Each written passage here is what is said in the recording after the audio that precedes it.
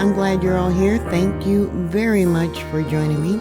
I hope everybody is safe with this major technological outage because of a software update. I heard it is affecting a lot of different businesses, DMVs, hospitals, 911. Some people are even getting the blue screen of death, which is really unusual. Haven't seen that pop up on my computer in probably decades.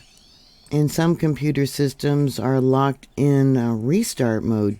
So I hope everyone gets prepared. This is a good example of what it would be like without technology trying to get home, with the airlines and things like that.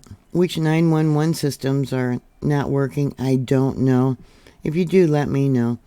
So if you got to live like the Stone Age again, are you prepared to do that?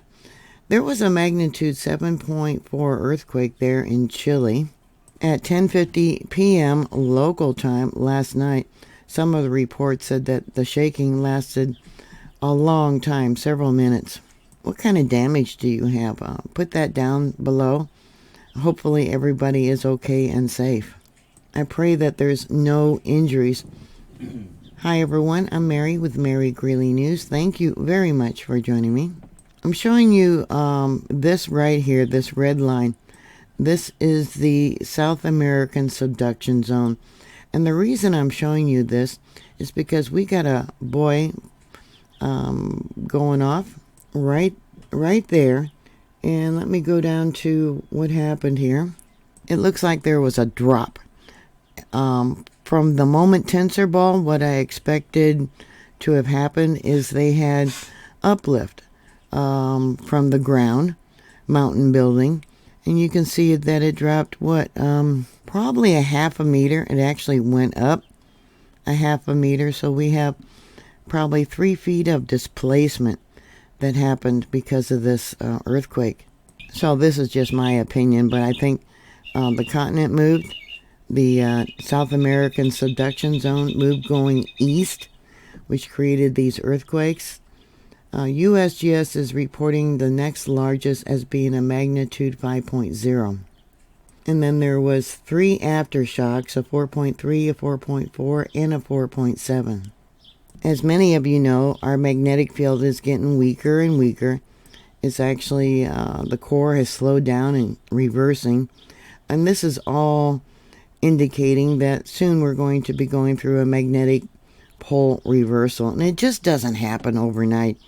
It's going to take maybe thousands of years. The last time it did a major reversal, it took about 10,000 years before the magnetic field decided to settle where it is now. But the magnetic field bounced around the Earth kind of like divots on a golf ball.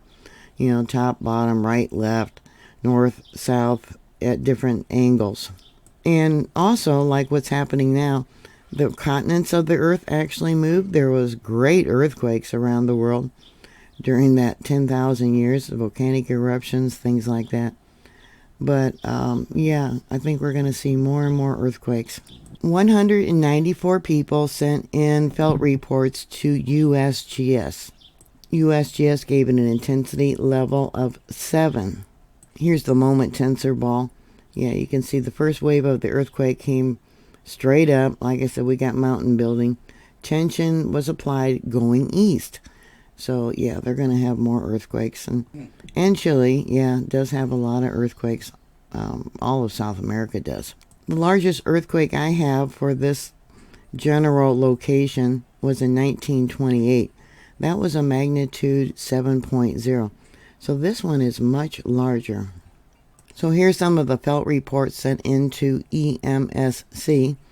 This one said that the earthquake was felt for a long time in San Pedro. Many minutes. That one was fairly close, about 27 miles northwest, or 44 kilometers. San Pedro, Atacama. The next report, which is about 82 miles or 133 kilometers, again, northwest, it said there was a loud rumble and a wavy motion. The next one here, 134 kilometers, not much farther, said it was very large. Another one said it was large, about 98 miles west, or 159 kilometers. Said it was felt very strong in Sierra Gorda facility. Another report, 167 miles northwest, or 269 kilometers, said it was very intense and shook for about a minute.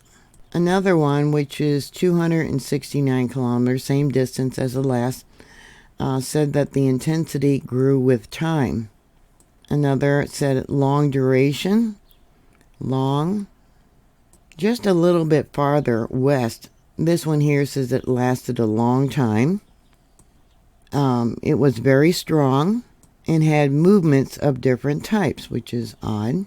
Another report said it lasted more than a minute. Very noisy and yeah, lots of movement.